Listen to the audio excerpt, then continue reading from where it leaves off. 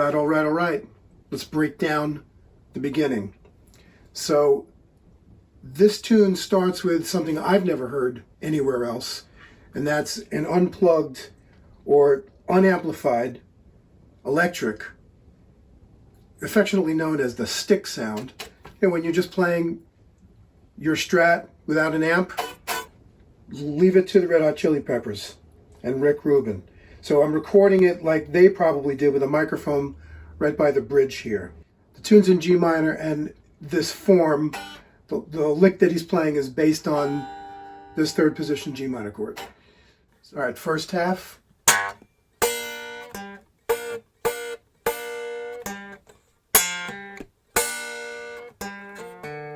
Pull off from 5-3 to open on the D string.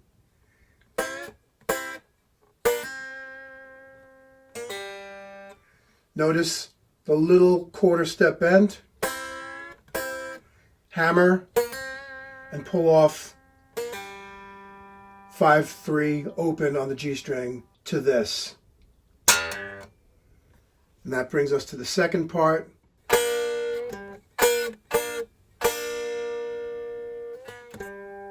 See that hammer from minor third to major third, hammer pull. And then another half step hammer pull. But notice it's the minor seventh to the major seventh, not what you might think it would have been. You know, it's like that. So the two together are, and then a slide back from C to B flat.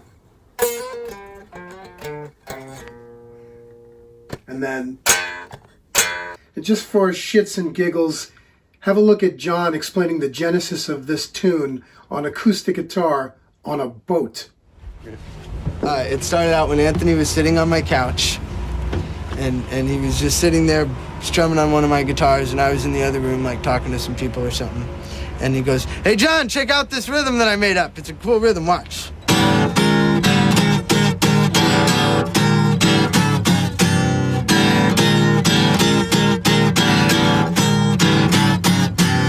And that's what he did, and I just go, yeah, right. He blew me off, basically. Sounds great. And then I walked into the other room, and then, but then it stuck in my head, that rhythm, and I realized, whoa, that is a cool rhythm. And then this melody popped into my head, and then I went.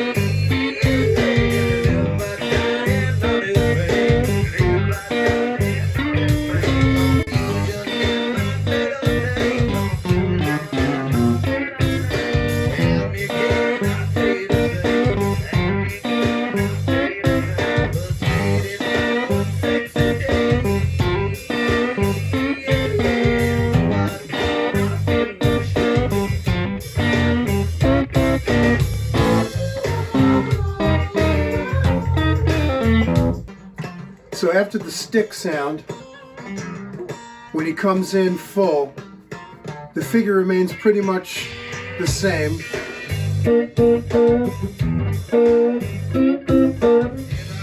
Vocal, same thing until he does the fills. Here's the first fill. Some cool double stops, sixths on the third and first strings. It sounds like, but he does it like a bend, like this. Next.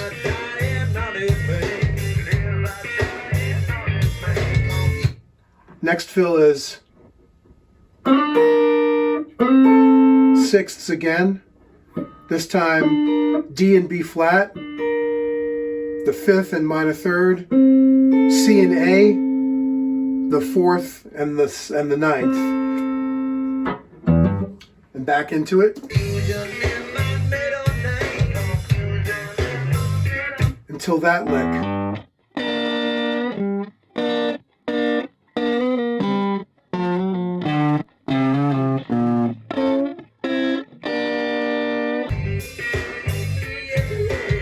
Then there's that one again.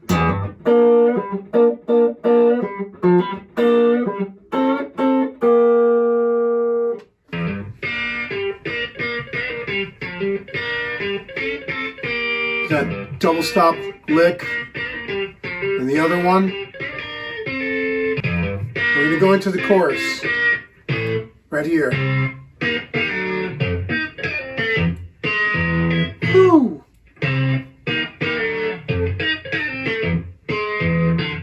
All right, let's break that down piece by piece.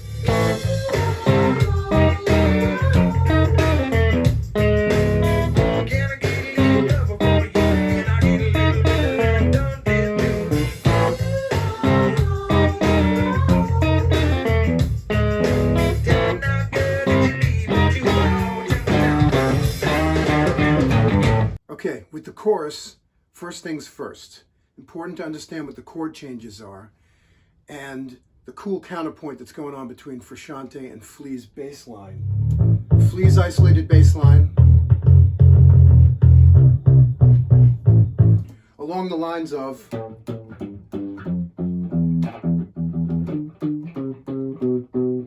which is talking about A minor with G bass, F, and E. Actually F7 and E7. While Frusciante's counterpoint part is going A5 for the A minor, C5 also for A minor, and he sneaks in an unexpected D with an F sharp bass, which is not even mentioned by Flea's bass line, and that's what's cool about it, to F7, this little lick, to E, arpeggiated out. This happens 4 times, and the next 2 he does the same thing, and on the last one he throws in a high A preceded by a half step above it on top of the D F sharp chord. Ending with a cool A blues lick. And I was just playing it with my thumb and first finger. I suppose you could use your first finger as a pick. And then on to the next. Okay, end of chorus 2. We're going to skip over this interlude for time.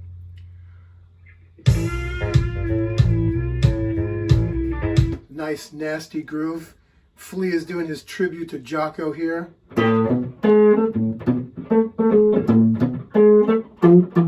Sort of a thing. Frusciante is just playing. It's all in B minor pentatonic. That sort of thing. We're not going to study it. We're going to go right to the solo.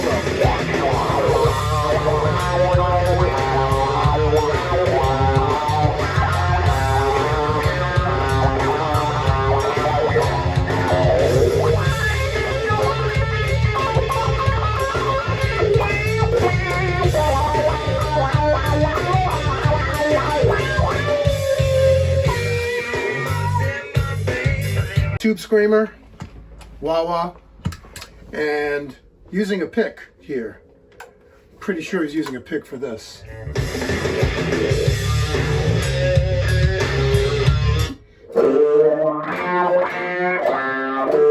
It's the first one.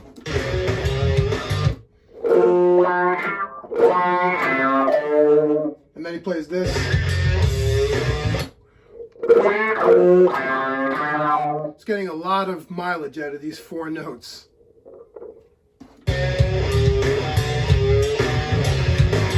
And then he's going,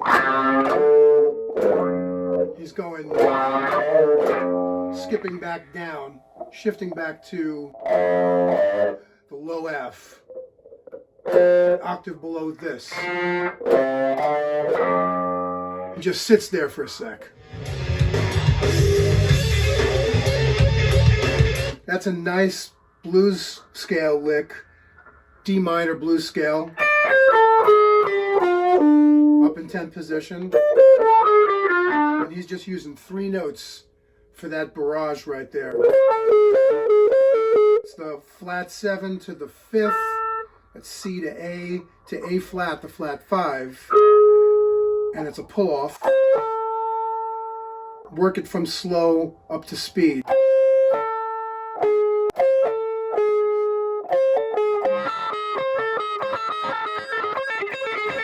And I'm pushing the wah-wah forward. Really bold. Just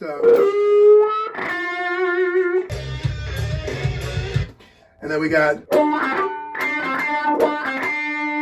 3 times. To end it, he's got this.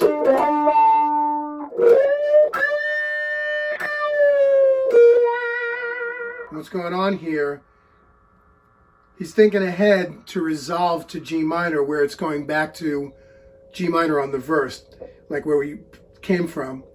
And so he's kind of going from D minor to G minor by playing, that's part of the G minor pentatonic position here. And he doesn't even play the root, he just lands on the minor third, B flat.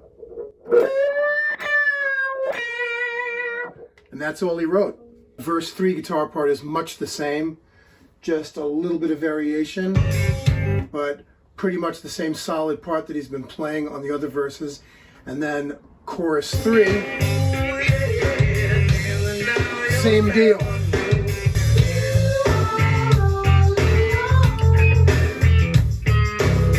So we're going to skip past that and go right to the outro. Pushing forward to the end of the 3rd chorus, the chorus end lick now sets us up for the outro jam, where Flea professes his love for Jocko even more intensely.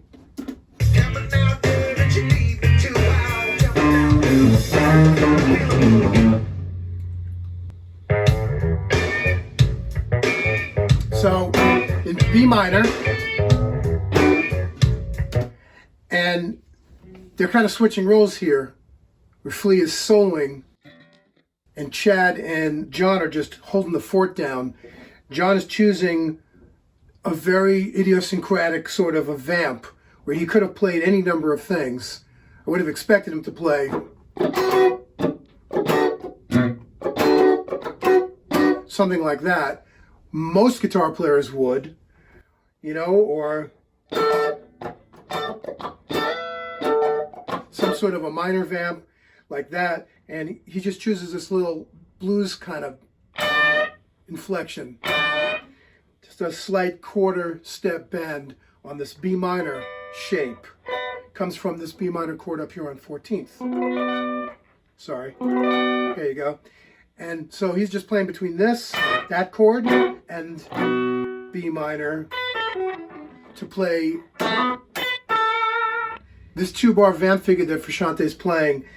Is a little anti-groove because it doesn't stay on the backbeat on 2 and 4. It starts there like this, 1, 2, 3, 4. But then next time around, he rushes this first chord to be on the and of 4 from down here. I'll show you.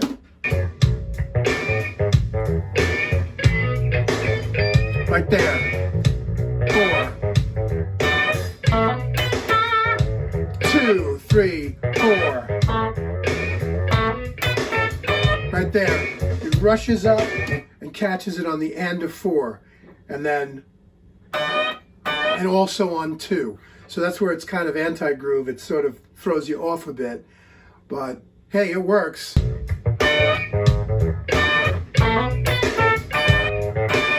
See that?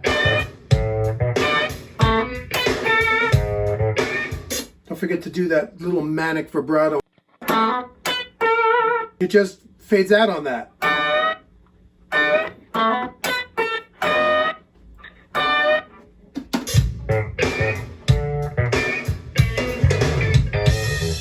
Yeah, so that's cooked.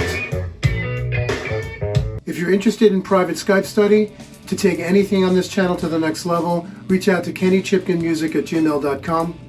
And hey, if you feel like you connected with this and you got something from it, please do like and subscribe, follow me on Instagram, and also if you care enough to support this channel, consider joining the KC Music Group, which will greatly assist my endeavor to creating many more free videos for you.